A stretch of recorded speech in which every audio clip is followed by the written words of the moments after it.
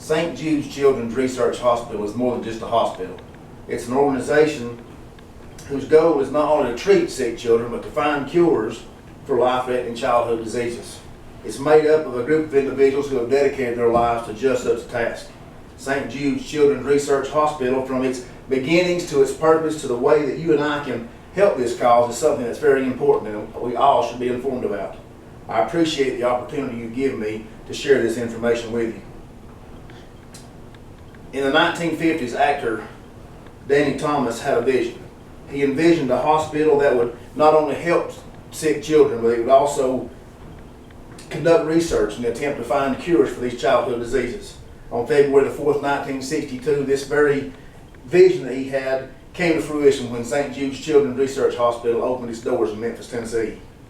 Thomas opened this hospital in the belief that no child should die in the dawn of life. This belief gave him the inspiration that he needed to found this hospital. At this point in time, the hospital had already began receiving donations. In 1958, the hospital received a $10,000 donation for research in sickle cell disease.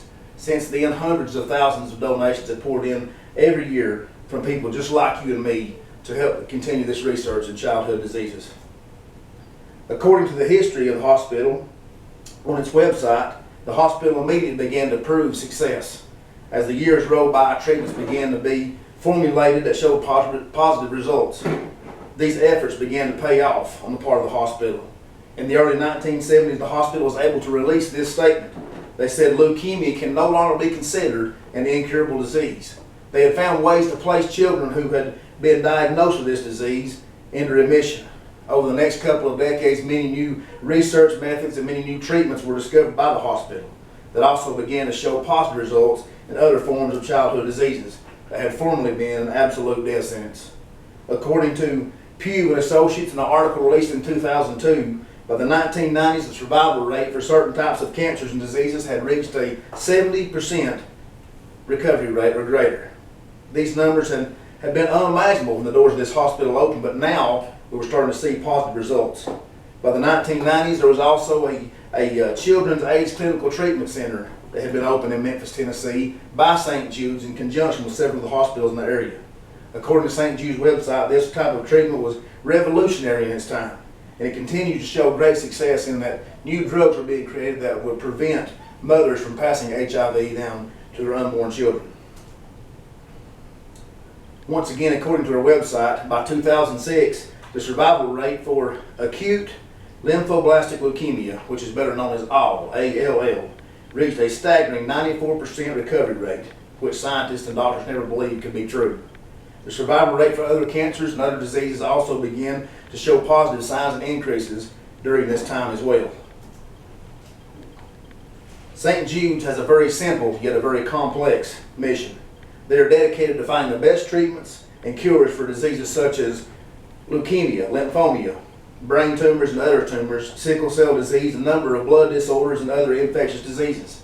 The St. Jude website lists out a complete list of all the disease, infections, and disorders that they are currently treating and they are currently conducting research on.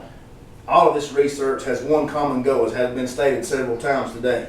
Not only do they seek ways to treat the symptoms of these diseases and disorders, but they embark on a mission to find ways to abolish them altogether. They employ staff, doctors, scientists, all who work in conjunction to both provide patient care, while they also employ research methods to find the next revolutionary treatment. However, this battle cannot be fought alone. They need your help. And here are some reasons why.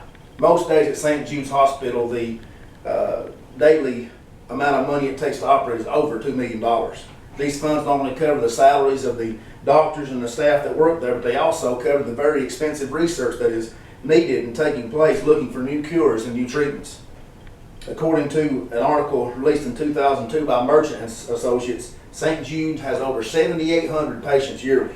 They've treated patients from all 50 states and from over 20 countries around the world.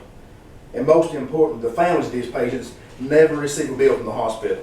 They believe that all a family should have to worry about is helping their child live. So, how can you help? You can become a partner in hope by signing up and donating only a few dollars a month you can help save the lives of children who suffer from life-threatening diseases. I've been a partner in Hope for a number of years now, and each month when I see that money deducted from my checking account, I know that I'm doing my part, and that feeling is undescribable. There are also a number of different fundraisers and payroll deductions and many other ways that you can help assist in this worthy cause and become a part of one of the greatest battles ever fought, a healthy future for our children. All this information is available on St. Jude's website at www.stjude.com. I hope in this short time I've made clear the value of such an organization as St. Jude's. Again, it's very important to understand the past, the purpose, and how we can help so that we can pass this information along to others and continue this fight against childhood diseases. Thank you.